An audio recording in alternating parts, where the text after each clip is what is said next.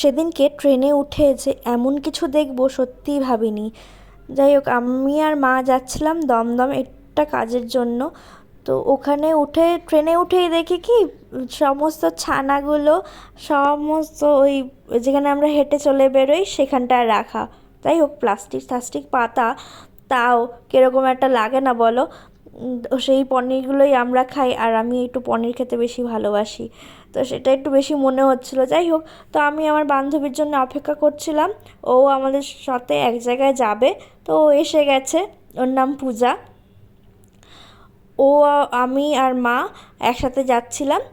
তো ওর এত বড় চুল, সত্যি খুব ভালো লাগে। ওকেও সেটা বলি যে তোর চুলটা আমার ভীষণ ভালো লাগে। যাই হোক, এতদিনে হয়তো আমার চুলটাও অনেকটা বড় হয়ে যেত, আর কি করা যাবে। তারপর আমরা দক্ষিণেশ্বর বলছি, দমদমের হনুমান মন্দিরে গেছিলাম। দেখি সেদিনকে পুজো হচ্ছিল, হনুমান মন্দিরের পাশেই আমাদের একটা কাজ ছিল, তো ওখানে গেছিলাম।